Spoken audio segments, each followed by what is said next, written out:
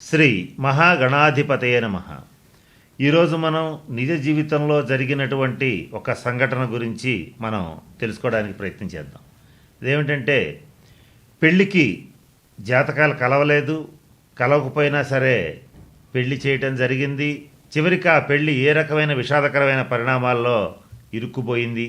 ఇటువంటి అంశం గురించి ఇప్పుడు మనం తెలుసుకుందాం. అసలు ఏం జరిగింది అంటే, ఊర్లో ఒక ప్రముఖ పట్టణంలో ధర్మేంద్ర వర్మ అనేటువంటి ఒక పెద్ద వ్యాపారవేత్త ఉన్నాడు. ఆయనకి సమాజంలో చాలా పలుకుబడి ఉంది. ఆయనకి ఒక భార్య, ఒక కూతురు, ఒక కొడుకు కూడా ఉన్నారు. కూతురికి వివాహం అయిపోయింది, ఆమె హ్యాపీగా ఉంది. కొడుక్కి సంబంధాలు చూస్తున్నప్పుడు ఆ పిల్లని పెళ్లి చూపులకు చూడటానికి వెళ్ళారు. ఇంకొక ప్రముఖ వ్యాపారవేత్త కుటుంబంలో పిల్లని చేసుకోవటానికి వీళ్ళు పెళ్లి చూపులకు అక్కడికి వెళ్ళటం జరిగింది. పెళ్లి కూతురు పేరు మీరా. అయితే ఆ అమ్మాయిని చూశారు, చాలా బాగుంది. ఇద్దరిని పక్కపక్కన చూసేటట్లయితే మంచి అద్భుతమైన జంటగా అనిపించింది. ఇద్దరి కుటుంబాల యొక్క ఆర్థిక పరిస్థితులు, సామాజిక పరిస్థితులు అన్నీ కూడా చాలా బాగా కలిసినాయి. ఇవన్నీ కలిసిన తర్వాత వెంటనే ఈ పెళ్లి చేయాలని ఇరువైపులా ఉన్నటువంటి పెద్దలు నిర్ణయించుకున్న తర్వాత రాజు తలుచుకుంటే దెబ్బలకు కొదవ అని మంచి పేరు, పలుకుపడి, పరపతి ఉన్నటువంటి ఆ కుటుంబాలకి వివాహ ప్రయత్నాలు అనేటువంటివి చేయటం చాలా చిన్న విషయం. చాలా అంగరంగ వైభవంగా వారిద్దరి వివాహాన్ని జరిపించాలని నిర్ణయించుకున్నారు. నిశ్చితార్థం కూడా జరిగిపోయింది. అయితే ధర్మేంద్ర వర్మ గారికి ఇక్కడ జాతకాలంటే కొంచెం అభిమానం, వాటి మీద కొంత నమ్మకం ఉంది. వాటి రీత్యా ఆయన సిద్ధాంతికి చూపించాలనుకున్నాడు. చూపించిన తర్వాత నిర్ణయం తీసుకోవాలనుకున్నాడు. కానీ కుటుంబ సభ్యులు కానీ, అవతల మీరా తలుపు తల్లిదండ్రులు కానీ, వాళ్ళ బంధువులు కానీ ఈ రోజుల్లో కూడా జాతకాలు చూడటం ఏంటి, నీ చేదస్తం కాకపోతే అని కొట్టేశారు. ఎవరూ పెద్దగా ఆ విషయాన్ని పట్టించుకోలేదు. కానీ ధర్మేంద్ర వర్మ గారు మనసు ఆగక ఆ ఇద్దరి జాతకాలను తీసుకొచ్చి చూపించటం జరిగింది. చూసిన తర్వాత చెప్పిన ఒకే ఒక మాట ఆయన్ని కొంత ఆశ్చర్యానికి, భయానికి, ఆందోళనకి గురి చేసింది. ఇద్దరి జాతకాలు కలవలేదు. దానితో పాటుగా ఇద్దరి జాతకంలో ప్రస్తుతం నడుస్తున్నటువంటి దశాంతర దశలు బాగోలేదు. కనుక ఈ పెళ్లిని చేయకుండా ఉండటం మంచిదని చెప్పటం జరిగింది. అయితే ఈ మాట విన్న తర్వాత ఆయన మనసు కొంత ఆందోళనకి నిండిపోయింది. నిశ్చితార్థం కూడా జరిగిపోయింది. నిశ్చితార్థం జరిగిన తర్వాత చూపించటం నాదే పొరపాటు, జరగకముందు చూపించాలి అని ఆయన మనసులో తీవ్రంగా మదనపడ్డాడు.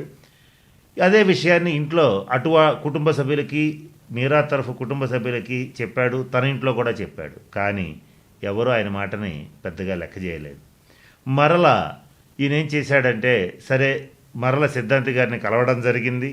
కలిసిన తర్వాత ఆయన ఒక మాట అడిగాడు, ఏమండి ఈ సంబంధం ఆగేటట్లేదు, ఏం చేయాలని అడగటం జరిగింది. చేయటానికి ఏముంది, ఆపమని చెప్పాం. కొంతకాలం కనీసం ఒక 2 సంవత్సరాల పాటు వాయిదా వేయండి, లేదా కనీసం శనిగ్రహ శాంతి, మృత్యుంజయ జపం, హోమం ఇటువంటి కొన్ని ప్రత్యేకమైన క్రియల్ని జరిపించండి. కొంత ఉపశమించే అవకాశం ఉంటుంది. శని అనుగ్రహించేటట్లయితే ఆయుష్కారకో శని అంటారు. శని అనుగ్రహిస్తే ఈ సమస్యల నుంచి బయటపడే అవకాశం అన్న భవిష్యత్తులో ఉంటుంది అని చెప్పడం జరిగింది. అది విన్న తర్వాత అదే విషయాన్ని ఆయన ఇంటికి తీసుకెళ్ళి చెప్పారు. మళ్ళీ సాధారణంగానే పూజల పట్ల మాకు నమ్మకం లేదు, మేము చేయమని చెప్పి 2 కుటుంబాల వాళ్ళు ముఖం మీదే తిరస్కరించడం జరిగింది.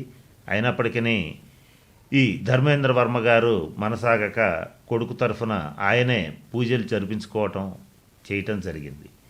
ఇక పెళ్లి తేదీ దగ్గర పడింది. చక్కగా మంచి ముత్యాల పందిరులు పెళ్లి మండపాన్ని అంగరంగ వైభవంగా అలంకరించారు. బంగారు తాపడాలతో కూడినటువంటి చక్కటి పళ్ళాల్లో విందు భోజనం పెట్టారు. ఇట్లా మంచి వైభవోపేతంగా వివాహం చేశారు. ఆ ఊర్లో ఉన్న ప్రముఖులందరూ ఆ పెళ్లికి హాజరయ్యారు. చక్కగా ఆశీర్వదించి వెళ్ళిపోయారు. ఇక అందరూ చాలా సంతోషంగా ఉన్న వేళ ఈ ధర్మేంద్ర కొడుకైనటువంటి ఆర్యన్, అలాగే కొత్త పెళ్లి కూతురు మీరా ఇద్దరు హనీమూన్కి చక్కగా హాంకాంగ్, అండమాన్, గోవా ఇటువంటి అనేక ప్రదేశాలకి వెళుతూ చక్కగా హనీమూన్లో పార్టిసిపేట్ చేశారు. చేస్తూ వాళ్ళు చివరగా హిమాచల్ ప్రదేశ్లో ఉన్నటువంటి ఒక మంచి పర్వత ప్రాంతానికి చేరుకున్నారు. మీరాకి ఆర్యన్కి ఇద్దరికీ కామన్గా కలిసినటువంటి ఒక హాబీ ఏంటంటే పర్వతారోహణం. అంటే మంచి కొండలెక్కటం, ప్రకృతి అందాలని పరిశీలించటం, ఫోటోలు తీయటం, జలపాతాలు చూడటం, ఇటువంటివన్నీ కూడా ఇద్దరికీ చాలా ఇంట్రెస్ట్. అందువల్ల మీరా చాలా ఉత్సాహంగా ఉంది. కెమెరా తీసుకుని ముందుకు వెళుతూ పరిగెత్తుకుంటూ వెళుతూ అక్కడ ఉన్నటువంటి ప్రకృతి దృశ్యాలు తీసుకుంటోంది. తన సెల్ ఫోన్లో కొన్ని కెమెరాస్ని క్యాప్చర్ చేస్తూ కొన్ని దృశ్యాలని క్యాప్చర్ చేస్తోంది. ఇట్లా ముందుకు వెళుతూ బాగా కొండ చివరి కొమ్మ దాకా వెళ్ళిపోవటం జరిగింది. వెనక నుంచి ఆర్యన్ అరుస్తున్నాడు, మీరా ఆగు, వెళ్ళకు, ముందుకెళ్ళకు అని గట్టిగా అరుస్తున్నాడు. కానీ ఉత్సాహంగా ఉన్నటువంటి మీరా అవేవి కూడా పెద్దగా పట్టించుకోలేదు. తన దూరంలో తను ముందుకెళ్ళిపోతూ సెల్ఫీలు దిగుతూ రకరకాలుగా దృశ్యాలని కెమెరాలో క్యాప్చర్ చేస్తూ ముందుకెళ్ళిపోయింది. సడన్గా కాలు జారి ఒక లోయలో పడిపోయింది. ఒక పెద్ద కేక పెట్టాడు ఆర్యన్. మీరా అని గట్టిగా అరిచాడు. ఏం చేయాలో అతనికి పాలుపోలేదు. అక్కడే కూలబడిపోయాడు. మీరా లోయలో పడిపోయింది. ఆ లోయ చాలా అగాధమైనగా ఉంది. చాలా పెద్ద లోయ. బ్రతికే అవకాశం అనేటువంటిది అక్కడ పడ్డ వాళ్ళకి ఉండే అవకాశమే లేదు. అటువంటి లోయలో తను పడిపోయింది, చనిపోయింది. వెంటనే ఆర్యన్ ఆ దగ్గరలో ఉన్న పోలీస్ స్టేషన్కి ఫోన్ చేశాడు. పోలీసులు వచ్చారు. అందరికి బంధువులకి, ఇటు బంధువులకి అటు బంధువులకి అందరికీ తెలియజేశాడు. వెంటనే పోలీసులు వచ్చి ఆర్యన్ని తీసుకుని పోలీస్ స్టేషన్కి వెళ్ళారు. అందరూ పోలీస్ స్టేషన్కి రావడం జరిగింది. అక్కడ ఆర్యన్ చెప్పాడు, ఇట్లా జరిగింది, నేను చెప్తున్నా వినకుండా తను పరిగెత్తుకుంటూ వెళ్ళి లోయలో పడిపోయింది. ఆ ఫోన్స్ తీసుకుని ఈ రోజుల్లో వీడియో కెమెరాస్తో ఫోటోలు తీయటం, ఫోన్లు ఇవన్నీ చేయటం బాగా ఎక్కువ కనుక అలాగే జరిగిపోయింది అని చెప్పాడు. కానీ మీరా తల్లిదండ్రులు దాన్ని నమ్మలేదు. అల్లుడే తమ కూతుర్ని హత్య చేశాడని చెప్పి కేసు పెట్టడం జరిగింది. వెంటనే ఈ భర్త అయిన ఆర్యన్ని పోలీసులు అదుపులోకి తీసుకుని రిమాండ్ విధించడం జరిగింది. ఇది జరిగిన తర్వాత ఎంత చెప్పినా వినకుండా ఈ సంబంధం చేసినందువల్ల ఇలా జరిగిందని ధర్మేంద్ర గారు లోపల కొడుకు జీవితం ఏమవుతుందో, భవిష్యత్తు ఏమవుతుందని కొంచెం బెంగపడుతూ ఉన్నాడు. ఇలా జరుగుతుండగా ఈయన ఈ కొడుకు పేరు మీద చేసినటువంటి శనిగ్రహ శాంతి, మృత్యుంజయ హోమం ఇటువంటి ఇత్యాది కార్యకలాపాలన్నీ చేసి ఉన్నాడు, క్రతువులు. వాటి పుణ్యఫలం రీత్యా అక్కడే ఇలాగే పిక్నిక్ స్పాట్కి వచ్చినటువంటి ఇంకొక యువజంట వాళ్ళు కూడా ఫోటోలు తీసుకుంటూ ఈ వీడియోల్ని క్యాప్చర్ చేశారు. అయితే వాళ్ళకి ఈ విషయం ఎట్లా తెలిసిందంటే సోషల్ మీడియాలో భయంకరంగా ఇది వైరల్ అయింది.